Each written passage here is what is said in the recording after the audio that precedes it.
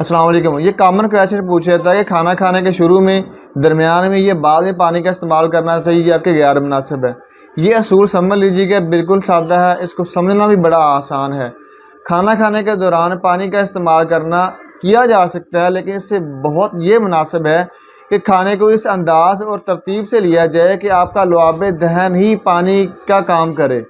असल में अल्लाह ने आपके मुंह में जो 3 जोड़े रखे हैं सलाइवरी ग्लैंड्स के, वो सलाइवा इस अंदाज और तरतीब से सिक्रीट कर रहे होते हैं जिस तरतीब से आप ग़िज़ा ले रहे होते हैं।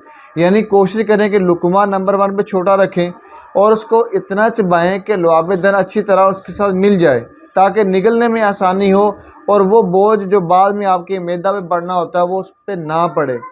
किसी भी जानवर को आप, चरिंद परिंद या हैवानात को आप देख लें, आप इस नतीजे पहुँचेंगे कि वो खाना खाने के दौरान पानी का इस्तेमाल नहीं करते, बल्कि बहुत पहले या बाद में जब उनको प्यास होती है और या तलब होती है तब पानी का इस्तेमाल कर रहे होते हैं। और हम ये बहुत बड़ी गलती कर रहे होते हैं कि खाना खाने के दरमियान में बार बार पानी का इस्तेमाल कर रहे होते हैं। असल में हम गलती ये कर रहे होते हैं कि खाना एक तो बहुत तेज़ी से खा रहे होते हैं और दूसरे नंबर पे लुकमा या खुराक जो ले रहे होते हैं वो ज़्यादा ले रहे होते हैं। यानी उसमें आपको पानी की ज़रूरत निगलने के लिए पड़ रही होती है, या सादा अल्फाज में ग़िज़ा को निगलने के लिए या उसको अपने स्टमक में ठूंसने के लिए पानी का इस्तेमाल कर रहे होते हैं।